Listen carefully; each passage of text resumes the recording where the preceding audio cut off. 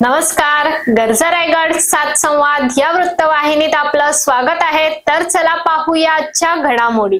पेडमध्ये शासनाच्या विविध योजनांचे 5245 लाभार्थी।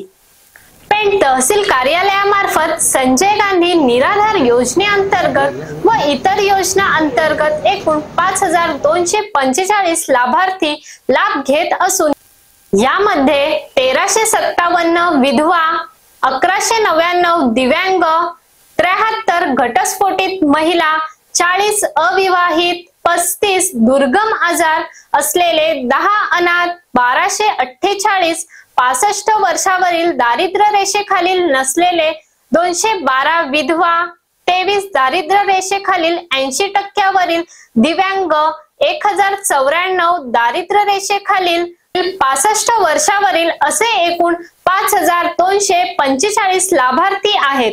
यामधील शहरी भागातील 47 आणि ग्रामीण भागातील 22 लाभार्थ्यांनी आधार कार्ड दिलेला नाही, त्यांनी तो आधार कार्ड त्वरित जमा करणे आहे, अशी माहिती निवासी नायब तहसीलदार प्रसाद कालेकर यांनी दिली आहे। तसेच त्यांनी पुढे हेही सांगितले आहे की ज्या महिला संजय गांधी निराधार योजनेअंतर्गत लाभ घेत आहेत त्यांनी मुख्यमंत्री लाडकी बहीण योजनेअंतर्गत लाभ घेऊ नये आणि लाभ घेतल्यास ते निदर्शनास आल्यास त्यांच्या दोन्ही योजनेचे पैसे बंद होऊ शकतील।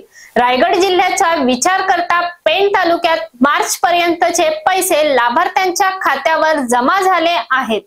अशाच अनेक ताज्या घडामोडी पाहण्यासाठी गरजा रायगड 7 संवाद या वृत्तवाहिनीला सबस्क्राइब करा। धन्यवाद।